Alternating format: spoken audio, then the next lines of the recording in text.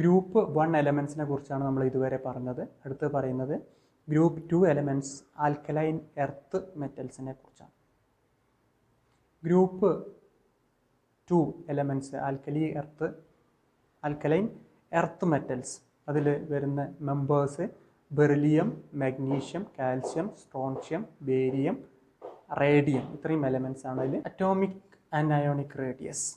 Alkaline earth metals are smaller than those of the corresponding alkali metals in the same period due to the increased nuclear charge in the elements.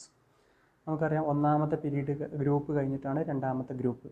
അപ്പോൾ ഒന്നാമത്തെ ഗ്രൂപ്പിൽ നിന്ന് രണ്ടാമത്തെ ഗ്രൂപ്പിലേക്ക് പോകുമ്പോൾ നമുക്കറിയാം, periodic ടേബിളിൽ ഇടത്തുനിന്ന് വലത്തോട്ട് മൂവ് ചെയ്യുന്നതിനനുസരിച്ച് എഫക്റ്റീവ് ന്യൂക്ലിയർ ചാർജ് കൂടുന്നു. ഒരേ പീരീഡ് എടുക്കുകയാണെങ്കിൽ എഫക്റ്റീവ് ന്യൂക്ലിയർ ചാർജ് കൂടുന്നതുകൊണ്ട് ഷെല്ലിൻ്റെ എണ്ണം കൂടാതെ എഫക്റ്റീവ് ന്യൂക്ലിയർ ചാർജ് കൂടുന്നതുകൊണ്ട് സൈസ് ഡിക്രീസ് ചെയ്യാണ് ചെയ്യുന്നത്. അപ്പോൾ ഫസ്റ്റ് ഗ്രൂപ്പിലെ ഒരേ പീരീഡിലെ ഫസ്റ്റ് ഗ്രൂപ്പിലെ മെമ്പറായിട്ട് കമ്പയർ ചെയ്യുമ്പോൾ സെക്കൻഡ് ഗ്രൂപ്പ് എലമെൻസിൻ്റെ സൈസ് കുറവായിരിക്കും.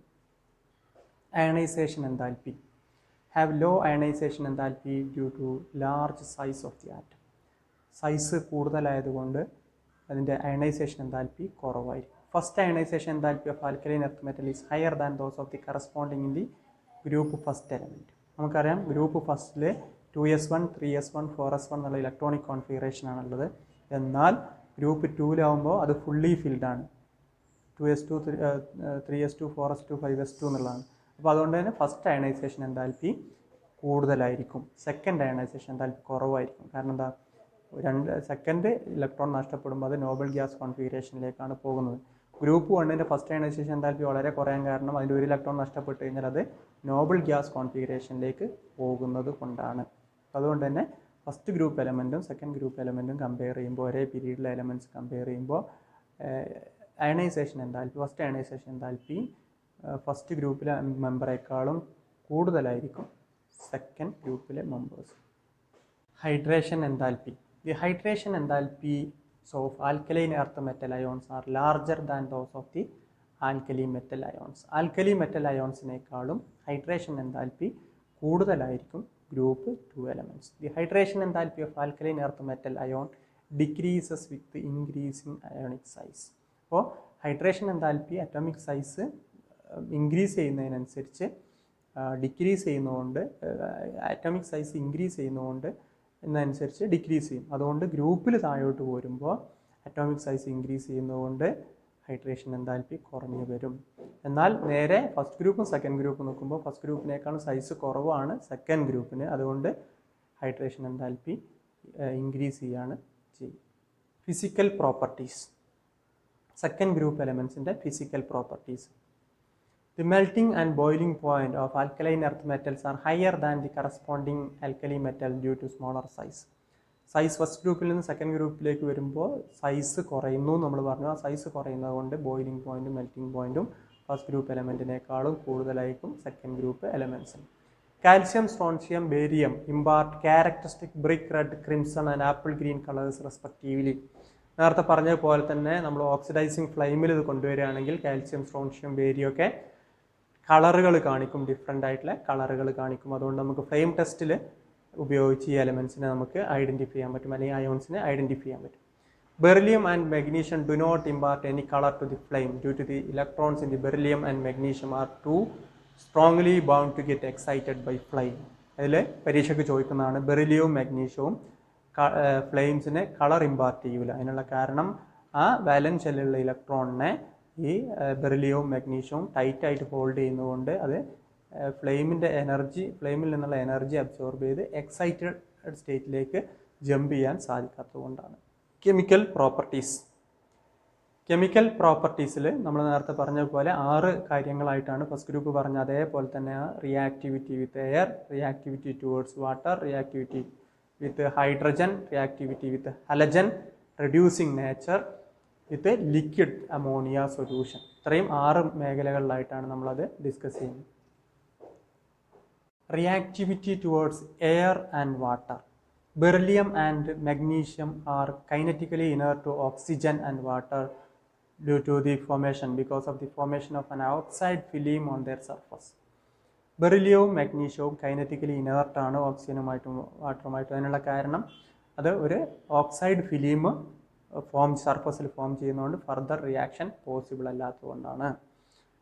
Powdered beryllium burns in air to give beryllium oxide and beryllium nitrate. Powder ഫോമിലുള്ള ബെറിലിയം ഓക്സിജനുമായിട്ട് ബേൺ ചെയ്ത് കഴിഞ്ഞാൽ, ഓക്സിജൻ്റെ പ്രസൻസിൽ, എയറിൻ്റെ പ്രസൻസിൽ ബേൺ ചെയ്ത് കഴിഞ്ഞാൽ ബെറിലിയം ഓക്സൈഡ് കിട്ടും. ഓക്സിജനുമായിട്ട് കമ്പൈൻ ചെയ്ത് നൈട്രേനുമായിട്ട് കമ്പൈൻ ചെയ്ത് ബെറിലിയം നൈട്രൈഡും കിട്ടും.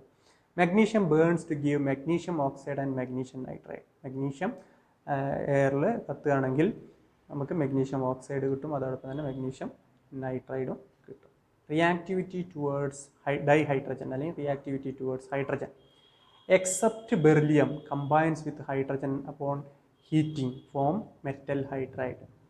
ബെറിലിയം ഒഴിച്ച് ബാക്കിയുള്ള മെറ്റൽസൊക്കെ, ആൽക്കലൈൻ എർത്ത് മെറ്റൽസൊക്കെ ഹൈഡ്രജനുമായിട്ട് കമ്പൈൻ ചെയ്ത് മെറ്റൽ ഹൈഡ്രൈഡ്സ് ഫോം ചെയ്യും. Beryllium hydride prepared by the reaction of beryllium chloride with lithium aluminium hydride. Beryllium hydride prepare ചെയ്യുന്നത് by the reaction of beryllium chloride. Beryllium chloride lithium aluminium ഹൈഡ്രൈഡുമായിട്ട് treat ചെയ്തിട്ടാണ് beryllium hydride prepare ചെയ്യുന്നത്. ഒരിക്കലും direct ആയിട്ട് beryllium ഹൈഡ്രജനുമായിട്ട് react ചെയ്ത് beryllium hydride ഉണ്ടാവില്ല. Equation കൊടുത്തിട്ടുണ്ട്. BeCl2 beryllium chloride plus lithium aluminium hydride LiAlH4 gives beryllium hydride plus lithium chloride plus aluminum chloride. Reactivity towards halogen. Alkaline earth metals combine with halogen at high temperature to form their halides. Alkaline earth metals ഹലജനുമായിട്ട് combine ചെയ്യും high ടെമ്പറേച്ചറിൽ. Metal plus X2 gives MX2 metal halide form ചെയ്യും. BeF2 prepared by thermal decomposition of ammonium beryllium fluoride tetrafluoride NH4 twice BeF4 heat ചെയ്തിട്ടാണ് beryllium fluoride ഉണ്ടാവുന്നത്. Beryllium chloride prepare ചെയ്യുന്നത് beryllium ഓക്സൈഡിൽ നിന്നാണ്. Beryllium oxide കാർബണും ക്ലോറിനുമായിട്ട് treat ചെയ്യുമ്പോഴാണ് beryllium chloride plus carbon monoxide കിട്ടുന്നത്. Reactivity with acids.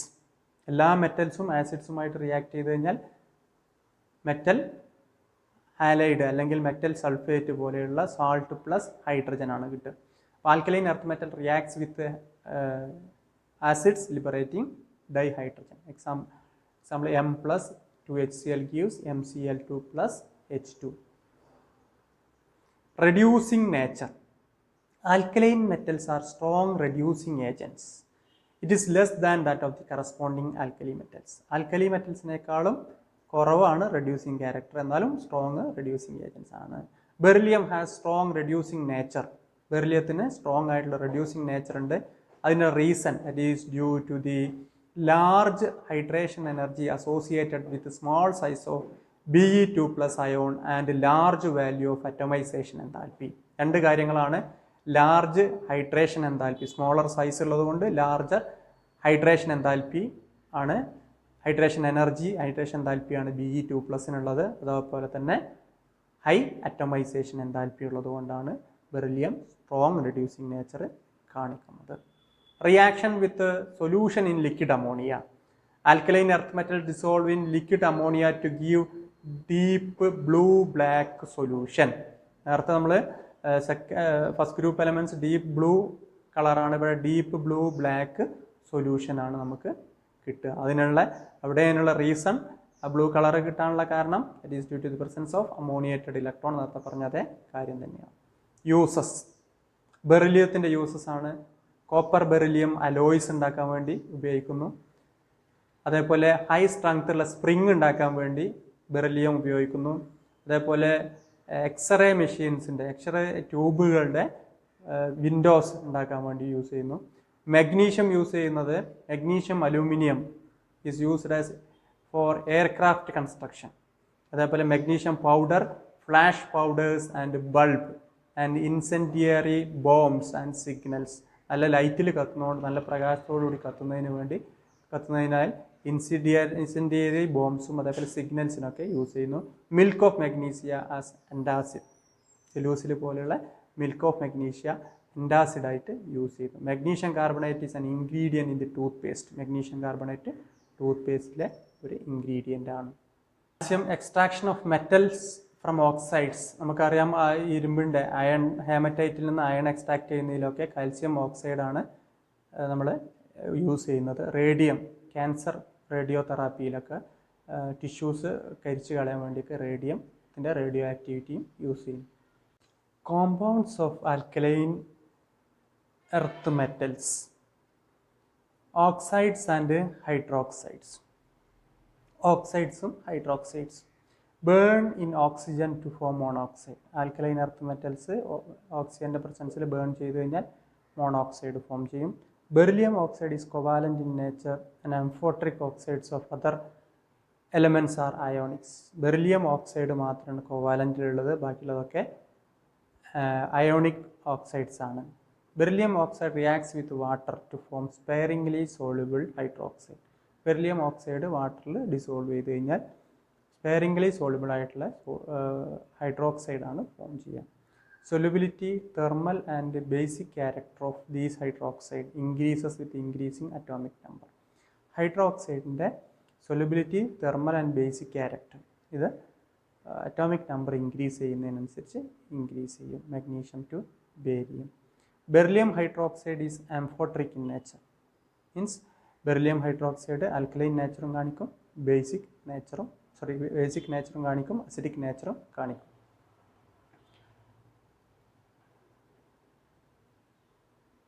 Oxides and hydroxides, solubility of alkaline earth metals, hydroxides. Alkaline earth metal hydroxide water solubility increases down the group due to the anion being common and the cationic radius influences the lattice enthalpy.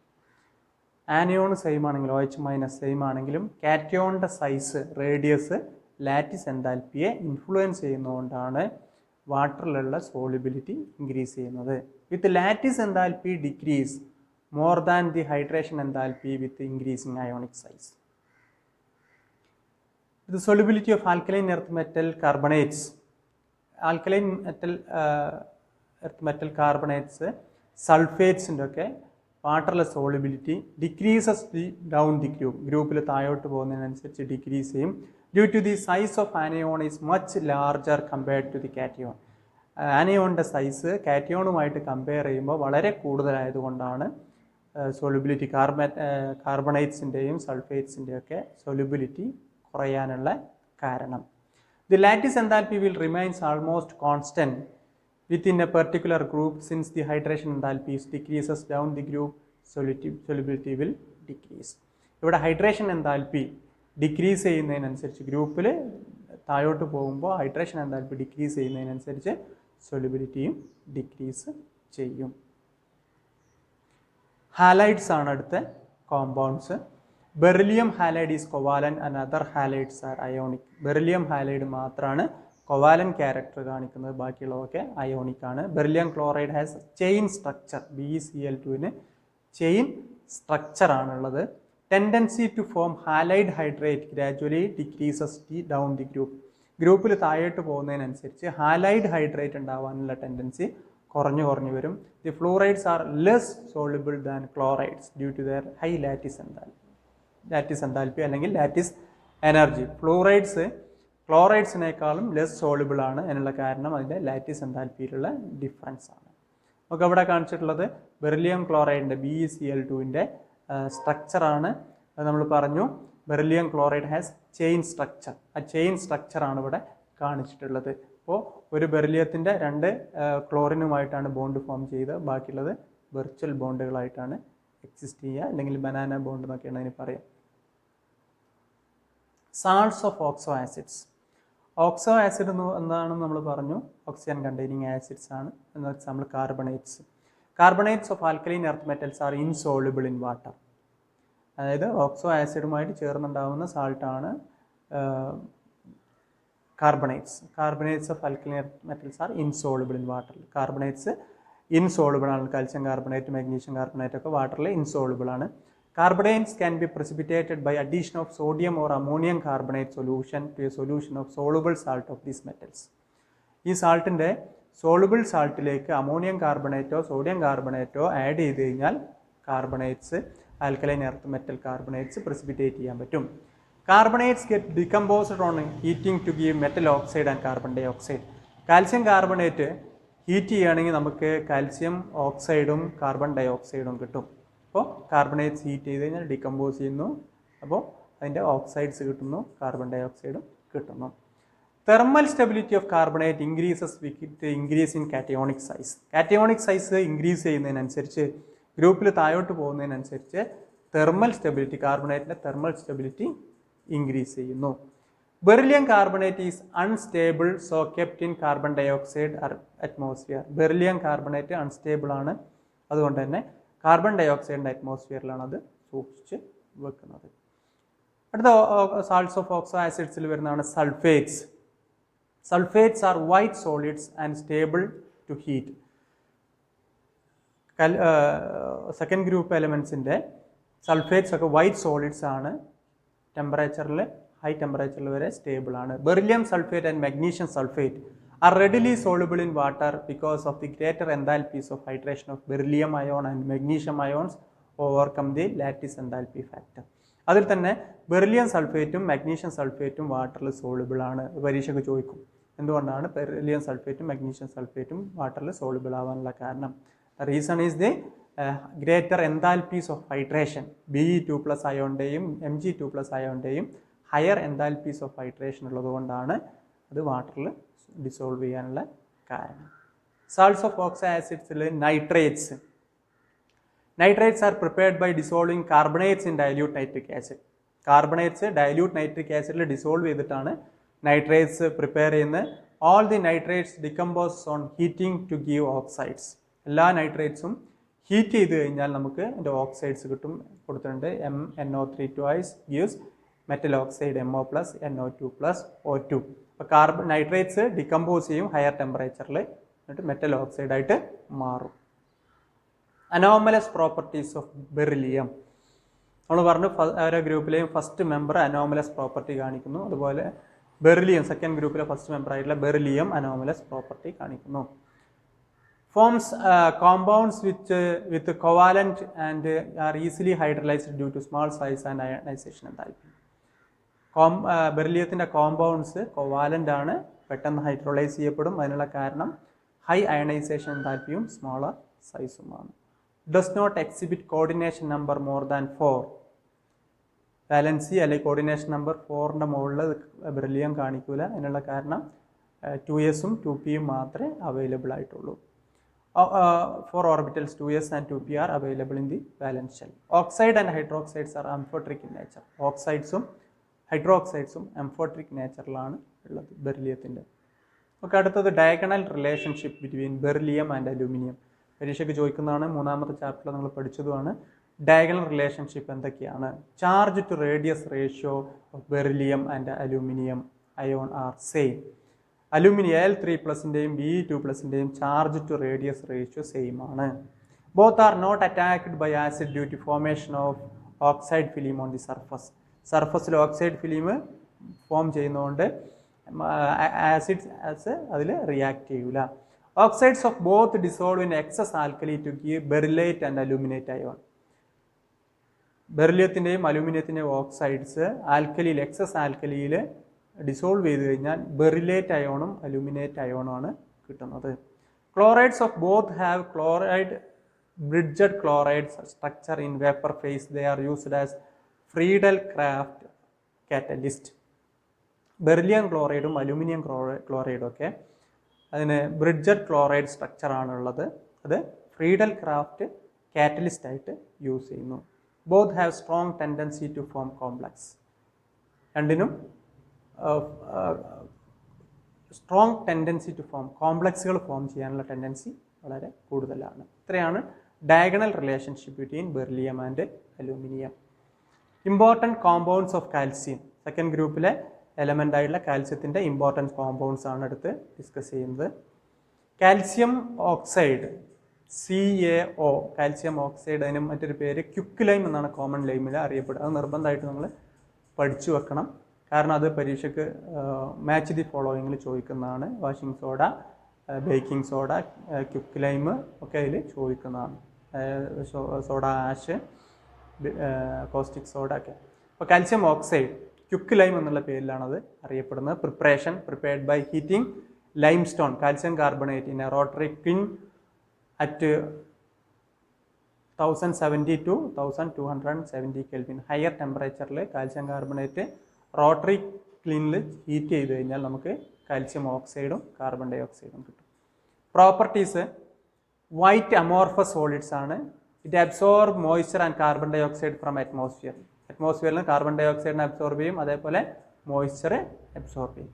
Calcium hydroxide water absorb ചെയ്ത് കഴിഞ്ഞാൽ calcium hydroxide plus calcium oxide plus water gives calcium hydroxide. Calcium oxide plus carbon dioxide gives calcium carbonate. Conversion of quicklime into slaked lime by addition of water is called slaking of lime. അതായത് ഒന്നാമത്തെ equation ക്യുക്ക്ലൈമിനെ അതായത് calcium ഓക്സൈഡിന് water ചേർത്ത് slaked lime എന്ന് പറഞ്ഞാൽ calcium hydroxide ആണ്. Slaked lime ആക്കി മാറ്റുന്ന പ്രോസസ്സിനെ പറയുന്ന പേരാണ് സ്ലേക്കിംഗ് ഓഫ് ലൈം. അതും പരീക്ഷയ്ക്ക് ഇമ്പോർട്ടൻ്റ് ആയിട്ടാണ്. It act as basic oxide. Calcium oxide basic ആയിട്ടുള്ള കാൽസ്യം ഓക്സൈഡ് അസിഡിക് ആയിട്ടുള്ള സിലിക്ക SiO2 റിയാക്ട് ചെയ്യുന്ന കാൽസ്യം സിലിക്കേറ്റ് ഉണ്ടാവും. നിങ്ങൾ ഗ്യാങ് ആയിട്ടുള്ള സിലിക്ക ഫ്ലക്സ് ആയിട്ടുള്ള കാൽസ്യം ഓക്സൈഡുമായിട്ട് ചേർന്ന് മോൾട്ടൺ സ്റ്റേജിലുള്ള സ്ലാഗ് ഉണ്ടാവും നിങ്ങൾ പഠിച്ചിട്ടുണ്ട്. ആ ഇക്വേഷനാണ് അവിടെ calcium oxide plus silica SiO2 gives calcium silicate CaSiO3. Uses ക്യുക്ക് ലൈമിൻ്റെ യൂസസ് മാനുഫാക്ചറിങ് ഓഫ് സിമെൻറ്റിൻ്റെ മാനുഫാക്ചറിങ്ങിലെ ഒരു പ്രധാനപ്പെട്ട കോമ്പൗണ്ടാണ് quicklime. Manufacture of sodium carbonate from caustic സോഡയിൽ നിന്ന് സോഡിയം കാർബണേറ്റ് ഉണ്ടാക്കാൻ ഉപയോഗിക്കുന്നു. Purification of sugar and manufacture of dyestuff. ഇത്രയാണ് അതിൻ്റെ യൂസസ്.